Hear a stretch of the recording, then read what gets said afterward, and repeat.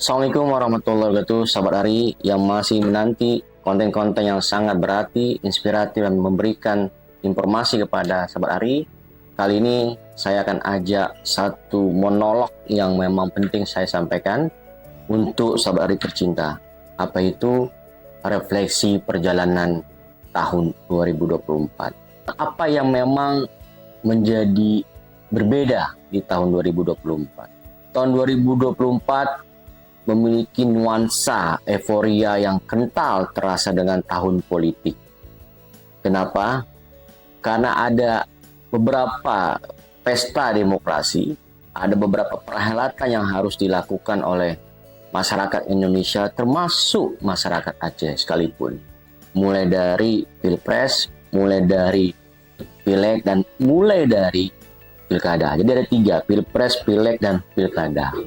Euforia ini juga tidak terlepas karena memang desain sistem dari pemerintah yang memang menginginkan keserentakan, keseragaman dengan justifikasi tujuan untuk efisiensi, efektivitas dari anggaran. Termasuk juga untuk memudah melakukan kontrol terhadap jalannya pesta demokrasi. Sahabat Dari, kalau kita menyinggung satu-satu hal yang saya sebutkan tadi terkait dengan jalannya pesta demokrasi melalui 3 perhelatan tadi, saya akan membedah di dalam satu-satu item itu. Kalau kita mulai membahas tentang bagaimana perhelatan di tahun 2024 khususnya untuk Pilpres, ya, Aceh memiliki keanomalian lagi dalam etalase politik keindonesiaan. Apa bentuk nyata keanomalian itu? Terlihat bahwa jagoan ya yang diinginkan oleh orang Aceh itu selalu kalah. Kalau kita melihat flashback di 2019, di 2014 ya, orang yang diinginkan oleh orang Aceh dalam hal ini Prabowo itu menang. Namun dalam konteks di 2024 orang yang diinginkan orang Aceh yaitu Anies itu kalah. Jadi 2024, 2014, 2019 yang diinginkan oleh orang Aceh dalam hal ini Prabowo kalah, ya. Tapi Jokowi menang di level nasional secara keseluruhan dan PDIP naik ratingnya. Tapi dalam praktek di 2024 partai yang diusung oleh PDIP khususnya Pilpres ya, dalam hal ini Ganjar kalah di Aceh, termasuk juga Prabowo, tapi menang Anies di Aceh. Nah, artinya lagi-lagi Aceh mengalami keanomalian. Nah, saya tidak akan mendetailkan apa yang akan menyebabkan kenapa Prabowo kalah. Banyak variabel ya. Dari sekian banyak, salah satunya bahwa nuansa keagamaan itu lebih kental di kubu Anies, dan juga nilai entitas kedekatan emosional juga Anies sangat kuat dengan banyak hal yang dilakukan selama merajut interaksi dengan masyarakat Aceh dan banyak hal lainnya lah. Itu bab lainnya. Nah, poin pentingnya yang saya sampaikan di Pilpres 2024 ya, bahwasanya keberadaan sosok Prabowo itu menjadi magnet tersendiri. Artinya ketika lepas dari keinginan masyarakat Aceh ternyata menang. Apakah ini menjadi satu trigger yang bisa kita mainkan dalam kelola isu bahwa orang Aceh kalau mau menangkan kandidatnya harus berbeda pilihan.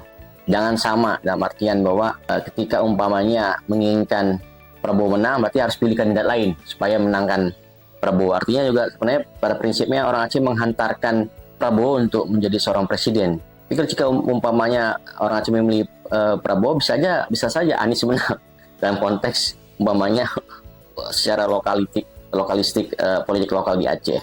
Masuk dimensi di fase kedua yaitu pada saat Pileg ya. Kalau kita bicara Pileg ya, banyak juga hal yang memang membuat hal yang berbeda kalau kita baca dari dinamika yang terjadi pada saat Pileg itu berlangsung di Aceh. Lagi-lagi kalau kita lihat ya, secara identitas keacehan ini kan ada pertarungan antara irisan antara etnonasionalisme dengan nasionalisme. Etnonasionalisme itu digawangin atau dilihat pada bayang-bayang partai lokal, dan nasionalisme itu diikat pada bayang-bayang partai nasional. Nah, jadi dua entitas yang berbeda. Nah, pada Pileg 2024 ya, ada satu fenomenal yang memang menjadi sorotan publik, yaitu mampunya bangkit Partai Aceh dari penurunan kursi menjadi bertambah, walaupun tidak signifikan, tapi reboundnya Partai Aceh itu menunjukkan eksistensi Partai Aceh juga tidak bisa dianggap sebelah mata. Walaupun kalau kita lihat trennya kan terus menurun, kalau dari 2009 ya, dari 29 kursi terus menjadi 18 kursi dan terus naik lagi menjadi 20 kursi di 2024. Tetapi lagi-lagi kalau dalam konstelasi politik Partai Nasional untuk di level DPRI ya, kalau kita baca di Dapil 1 ya, mampu mengantarkan satu orang newcomer dari partai PDI dan juga mengembalikan sosok lama, di mana kalau PDIP ada si Jamal dan juga dari sosok orang lama yang hadir yaitu kembali lagi itu Muslim Ayub. Di sini saya lihat juga ada sedikit memberikan satu ketidakadilan ya, ataupun saya melihat suatu hal yang berbeda ketika umpamanya P3 tidak masuk di dalam parliamentary threshold. Satu lagi untuk newcomernya selain Jamal ada Ustaz Gufron ya, di Dapil 1. Di Dapil 2 dianggap Dapil neraka, di mana juga satu orang dari Tiung ya, Samsul Bahri, yang juga mampu menjadi anggota DPR dari Partai Golkar, dan selebihnya juga masih tetap diwaring dengan orang-orang lama. Yang ingin saya tegaskan bahwa dalam konstelasi dinamika perpolitikan untuk di DPRI, memang orang baru yang tidak memiliki kemampuan finansial yang besar, orang baru yang tidak punya partai pengusung yang kuat dan timnya, dan juga orang baru yang tidak memiliki jejaring yang kuat di level masyarakat sipil, ini bisa dipastikan tidak akan pernah bisa menduduki dalam posisi sebagai orang yang berada di Gedung Senayan nantinya. Artinya kalau kita lihat dengan kebutuhan-kebutuhan tadi yang saya sebutkan itu, menjadi satu keharusan yang harus dimiliki manakala orang ingin berkompetisi di dalam pertarungan di Pileg nantinya ke depan. Jadi kalau kita lihat pada Pileg lainnya, dari sisi lainnya yang saya tangkap juga dalam pencermatan saya juga ada perubahan komposisi keberadaan partai lokal umpamanya, di mana Partai PAS mampu meraih 4 kursi, sedangkan PDA yang dulunya meraih 3 kursi dan hanya saya rasa 1 kursi kurang lebih ya PDA. Tapi yang saya tekankan bahwa eksistensi partai lokal selalu ada mewarnai dalam belantika politik lokal di Aceh. Artinya keberadaan partai lokal menjadi satu identitas keacehan yang tidak bisa kita hilangkan. Nah, saya tetap akan memperjuangkan bagaimana selalu keberadaan partai lokal selalu ada. Apalagi kalau tumbuh kembang partai lokal juga menjadi menarik ketika manakala keberadaan mereka saling berkompetisi untuk saling memberikan yang terbaik bagi pilihan alternatif dari masyarakat ya Aceh, agar mereka punya satu pilihan-pilihan dan juga akan menarik rivalitas dari keberadaan partai lokal dan partai nasional untuk saling memberikan yang terbaik, termasuk bagaimana membuktikan eksistensi mereka di hati masyarakat Aceh. Nah, berikutnya yang ingin saya tegaskan juga, kalau kita berbicara terkait dengan pilkada ya, kalau kita bicara terkait dengan pilkada ya, ada beberapa catatan yang saya buat ya, di bagaimana melihat refleksi dari perjalanannya ya, perjalanan kompetisi pilkada di Aceh di 2024. Saya melihatnya bahwa eksistensi keberadaan calon independen itu tidak menjadi satu hal yang dalam tanda kutip ya di level provinsi dibutuhkan. Tidak ada ketertarikan orang untuk maju menjadi jalur independen. Terbukti tidak ada orang yang memang diusung melalui jalur perorangan, masuk berkompetisi untuk memberikan satu warna tersendiri ya di dalam pilkada level gubernur dan wakil gubernur Aceh untuk periode 2025-2030. Catatan lain saya bahwa Aceh tetap berkontribusi nyata untuk memberikan pembelajaran politik kepada provinsi lain bahwa calon perorangan juga masih tetap bisa eksis dan bisa hadir dan bisa berhasil ya ketika memang kemauan keras totalitas dari seseorang itu untuk berkompetisi untuk memberikan kerja-kerja nyata di dalam meyakinkan masyarakat Aceh dengan meraih simpati dan empati masyarakat Aceh. Di mana terlihat dari hasil Pilkada 2024 ya. Kalau di 2017 yang memberikan contohnya ada di PD yaitu almarhum Abuci ya, Roni Ahmad.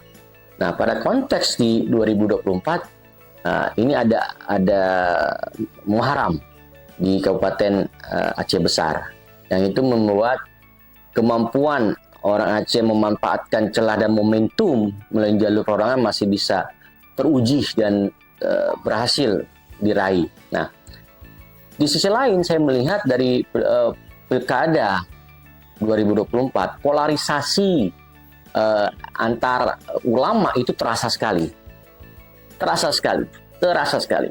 Yang terlihat bagaimana ada gap ya, ada disparitas antara ulama kubu Paslon 01 Bustami Hamzah dan Pade Rahmi dan ulama berada kubu 02 Jokir Manaf dan Fadullah. Nah, artinya keberadaan mereka kita bisa lihat punya pengakuan secara pengaruh politik, secara nilai bargaining posisinya sehingga elit politik ya mengikut sertakan ulama di dalam pertarungan meraih kekuasaan di eksekutif ya.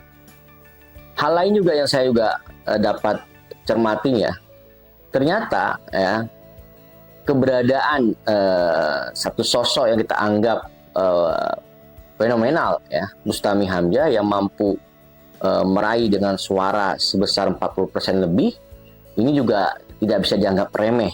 Kenapa? Karena kemampuan dia meyakinkan orang, masyarakat Aceh patut diacungi jempol dengan meraih suara sebesar 40% lebih. Pertimbangan-pertimbangan kenapa dia bisa menang, yang pertama yang saya lihat karena pengaruh ulama yang juga ada, yang kedua karena uang yang besar, yang ketiga juga karena masyarakat yang diambil untuk meraih suaranya itu bukan pada basis PA, di luar basis PA.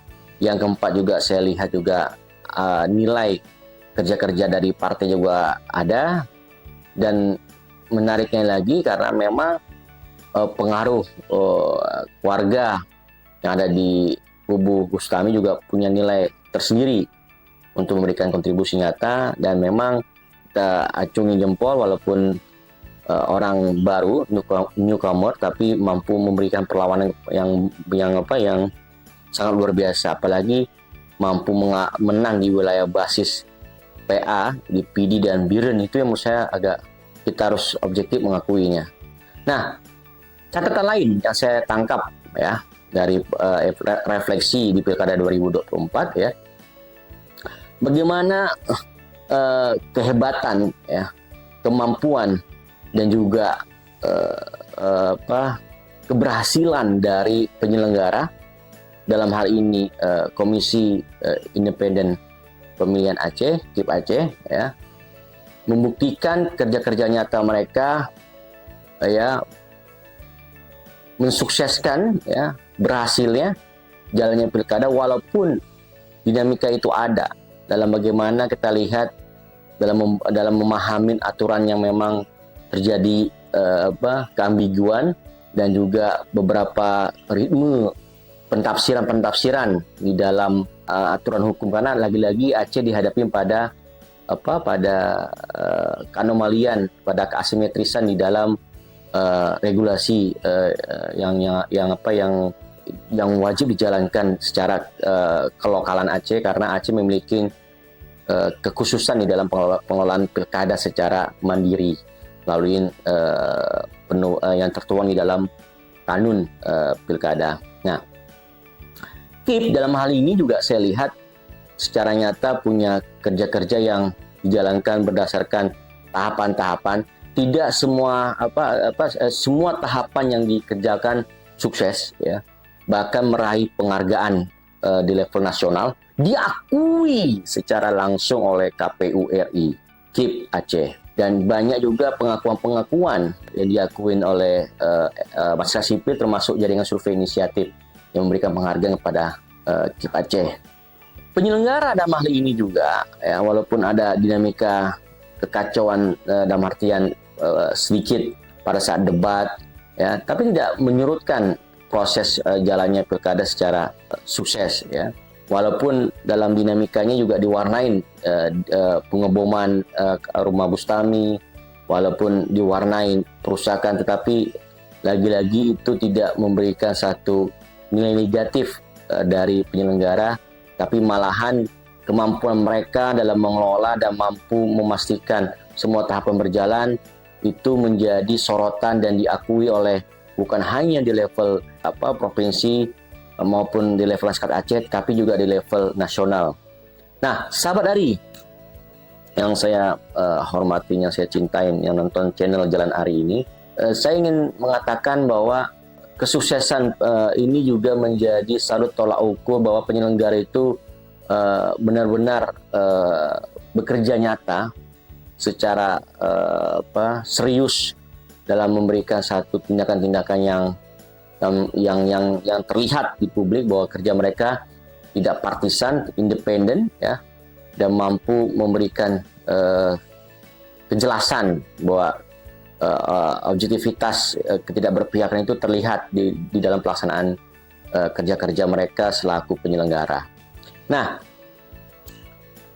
apalagi yang saya tangkap lagi yang saya terkait dengan refleksi di 2024, yaitu bagaimana keberadaan satu ujung tombak dalam hal ini media, ya, turut serta memberikan penyadaran-penyadaran secara politik, ya, artinya pendidikan politik yang dilakukan oleh media itu terus terjadi. Bahkan saya katakan dengan tegas bahwa kalau tidak ada media, mungkin nilai pemahaman masyarakat terhadap perpolitikan itu juga akan minim. Tapi dengan keberadaan media juga mampu memberikan satu nilai positif yang memang terlihat sekali, ya, dengan informasi-informasi yang memang tersaji untuk penyadaran dan pendidikan politik bagi masyarakat Aceh. Bahkan untuk menghindari masyarakat Aceh termakan hoax itu juga menjadi satu hal yang terlihat, di mana Pramedia nyata hadir untuk mengcounter isu-isu hoax di dalam jalannya Pilkada 2024.